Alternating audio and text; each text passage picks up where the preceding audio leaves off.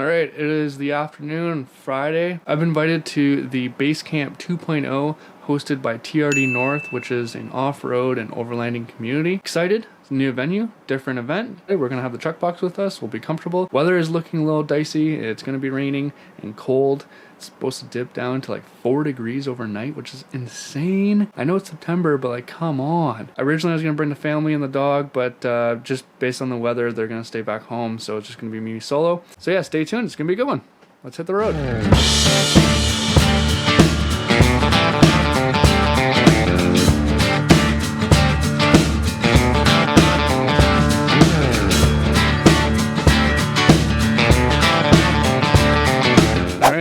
We're all set up here at camp, sharing a spot with my buddy Adrian, his little Sunray Sport camper trailer and his rooftop tent on his truck. And then we're set up here with the truck and the trailer, and we're right by the water. So on the other side of the trailer here is a nice little lazy river. Got my little table here set up with dishes in the box, my sink, griddle, and stove with the fridge up front there, and then the propane bottle just hanging on the edge. And then on the other side behind, I got the trailer set up in bed mode, of course, because I'm going to be sleeping there tonight with the TV. And I'm here solo, and you know what? I usually keep the bed into like a twin size when I'm by myself, but I think I'm going to spoil myself and go for the queen size full bed mode for this weekend. Why not? Yeah, it should be a nice little setup for the weekend. It is a beautiful little campground. We got some rigs set up kind of scattered around here at the park, and we'll do a walk around and I'll show you some unique rigs that are set up here. I see an awesome 4Runner down there. That's Lunar Rock.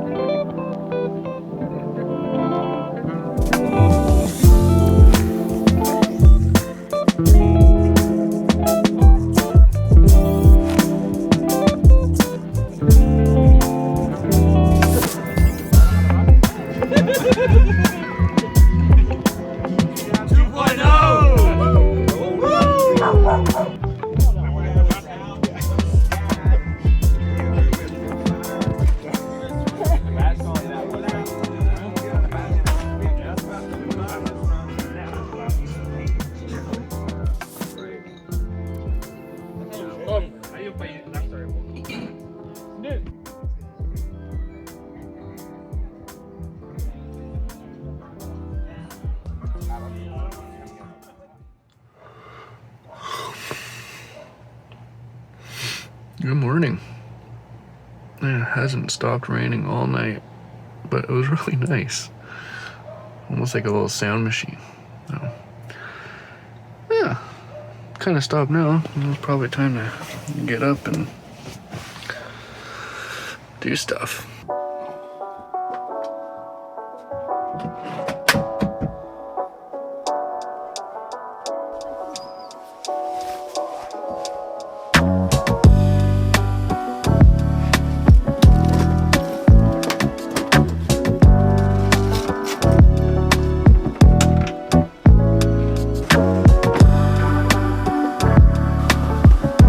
Breakfast.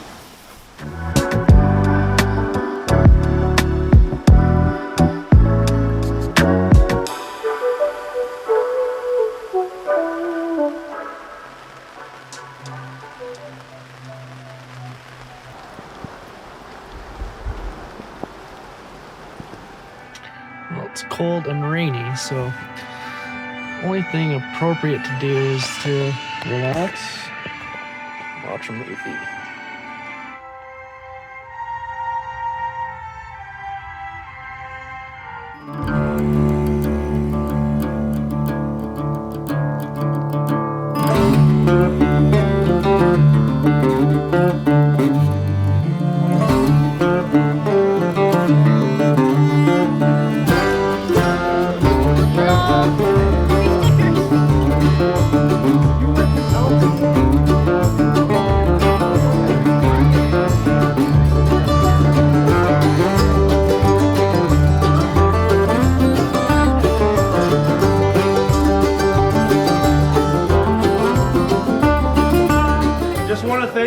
for coming out for this weekend.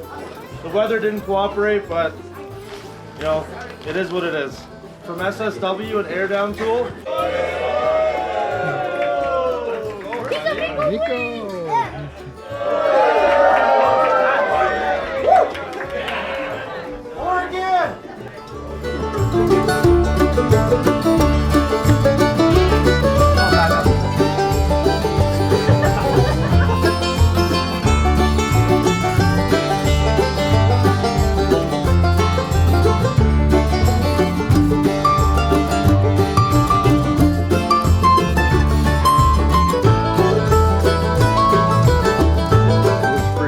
Daylight out here. Look at all those lumens. Crazy. Okay, a little update here. I am cooking some dinner. I got some walleye, some catch and cook, and we're gonna do a shallow fry on the pan here. It is still freaking cold and freezing. I got the heater running on the trailer just preemptively so I can draw the moisture out of the trailer and have a nice dry night tonight to sleep. Yeah, well, making the best of it.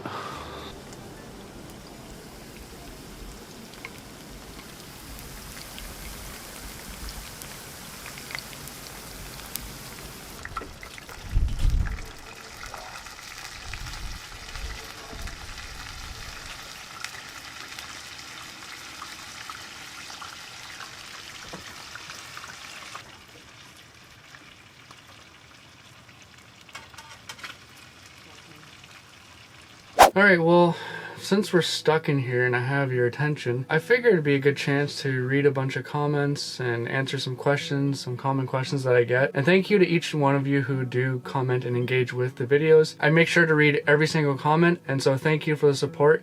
And let's just jump right in here. So I loaded a bunch on my phone here. First one, and this is probably the most asked question I get all the time, is where did you get that awning? And so that is the Overland Vehicle Systems 270-degree awning. Mine's on the driver's side, but they also have the passenger side option. They also have a 180 option. It is a freestanding awning, which means you don't have to set up the legs if the conditions are ideal, but most importantly, you don't have to set up the legs in order to set it up. Saves a ton of time and effort and allows one person to just open it up in 60 seconds like you see me do.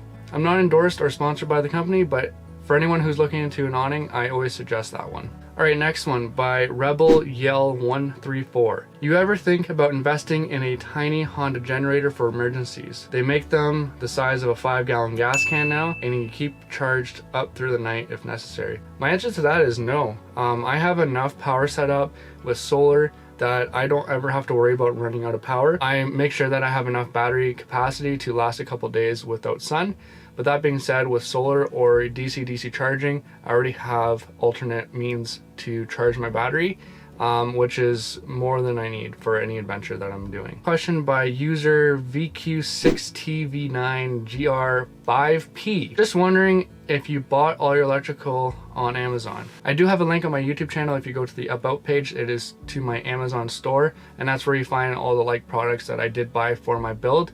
Not every single component was purchased on Amazon, but a lot of it was, especially just because I live in a rural area where not everything is off the shelf. Building on a budget, you know, at the end of the day, you can't really beat what you can find on Amazon. So this next question is by Greg E, and this is on one of my videos, family off-grid trailer camping kind of goes wrong, or not as planned. It didn't go as wrong, it was a great trip.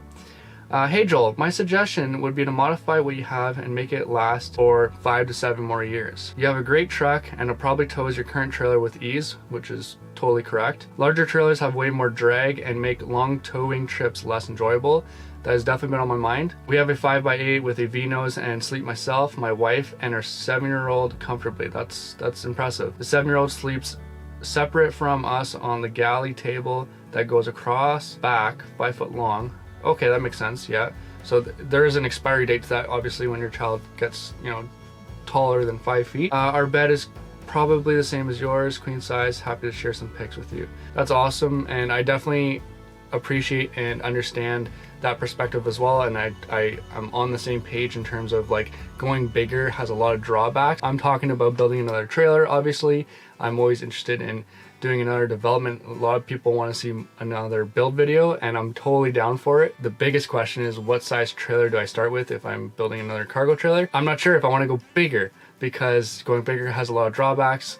You know, more drag, it's heavier tow, the gas mileage is going to be brutal, and it's just not as capable off-road and stuff like that. But I'm also thinking of ways that maybe I can do like add rooms or additions to what I have already.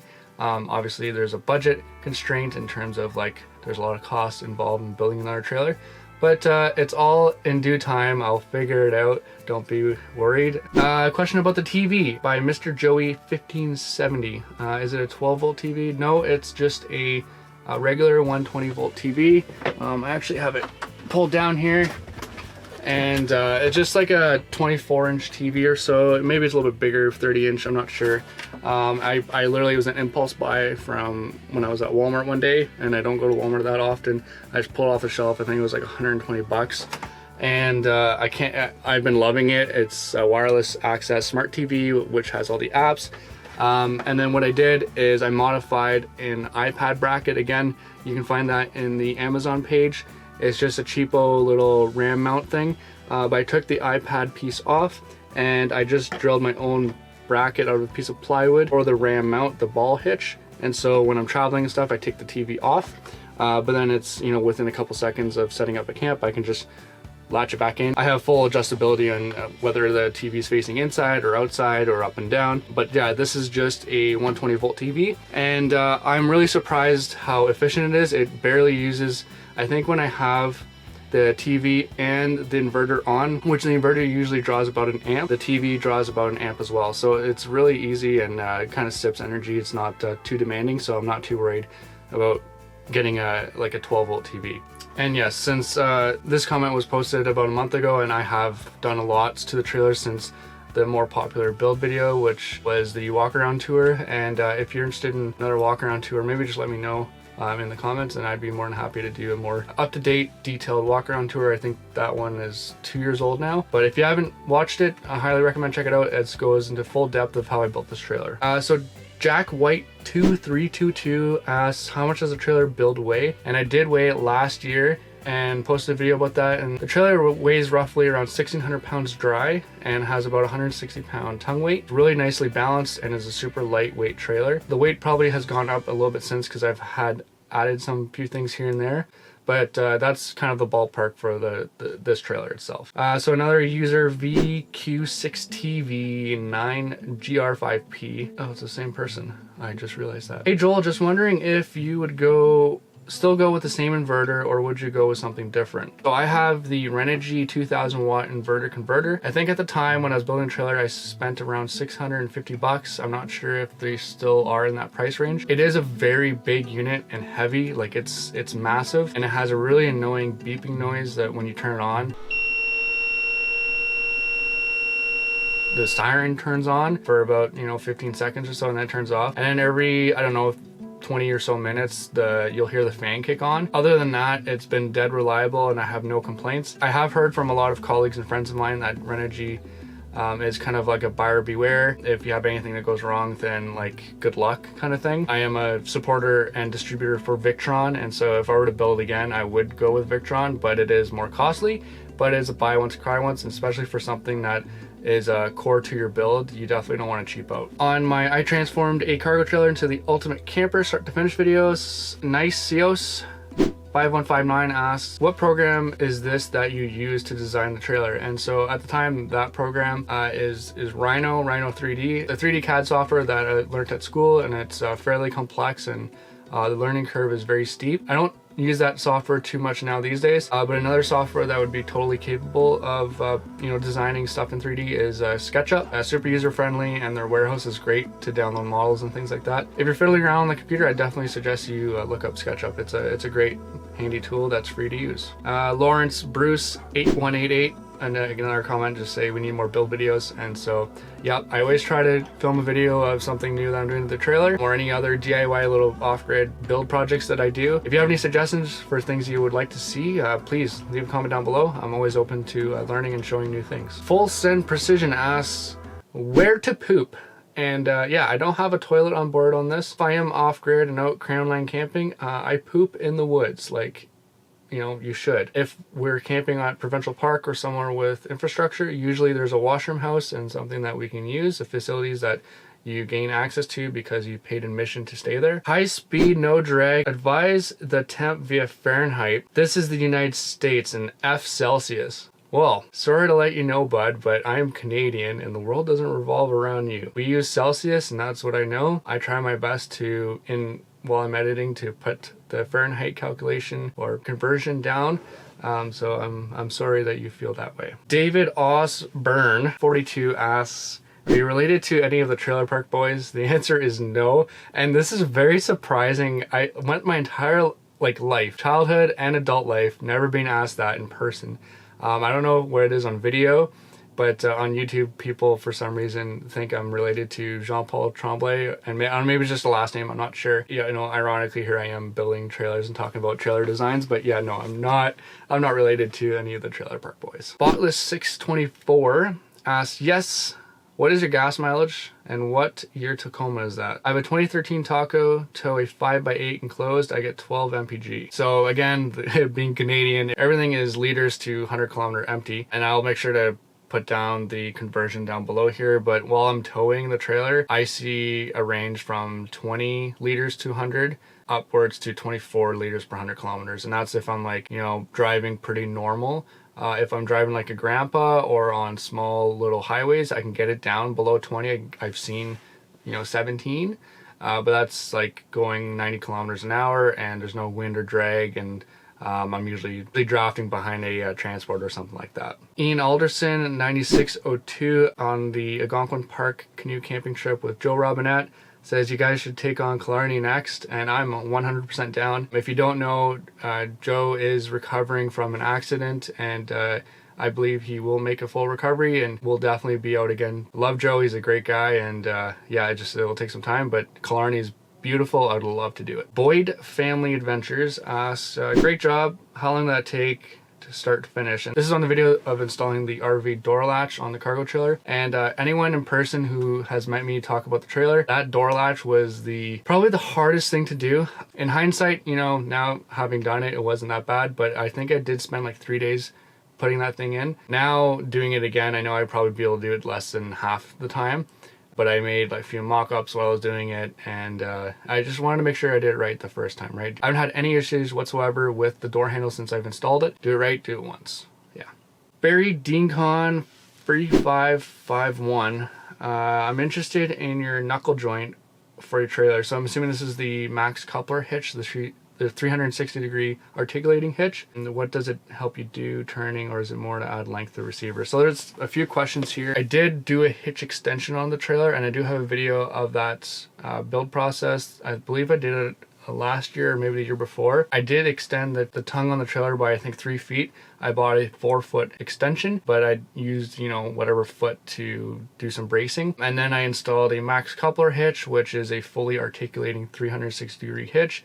And what I like about it is that it's uncommon, so I can remove everything from the trailer, and so it makes it harder to steal. The other thing is that it removes all the pivot points from a singular point, right? On a ball hitch, if you imagine all your, I don't know the proper terminology, but like the up, down, side, left, right, like all that movement is happening on a single pivot point, which is a ton of stress. And so what the coupler hitch does is that it separates those three into different spots, and each one has its own mechanics. So you have the hitch itself, which allows the piece to go side to side, and then it has the receiver that allows the hitch to go up and down, and then within the receiver itself is a pivoting thing or coupler that allows it to go side to side. It's a great investment in terms of like just being able to maneuver off road and stuff like that. Is it totally necessary? Probably not, but it's just a peace of mind, and it was something I was just interested in doing. And so video on my channel, be sure to check it out if you're interested. It's not too hard to do. It's a nice thing once you have it set up, and you can take it and use it on a different build later on. All right, that about sums up all the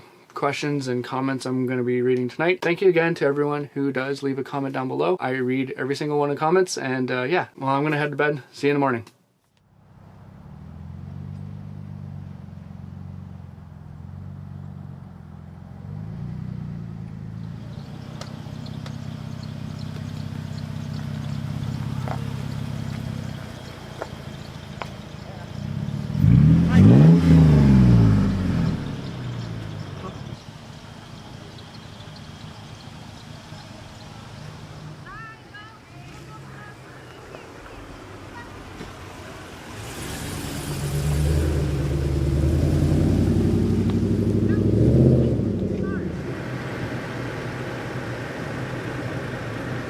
All right, we're all packed up and ready to hit the road to go back home. It was a great weekend, even though the weather was not cooperative. Great time hanging out with some familiar faces and some new faces. So make sure to check out the link down below to see future events hosted by TRD North. Thanks for watching, and on to the next one.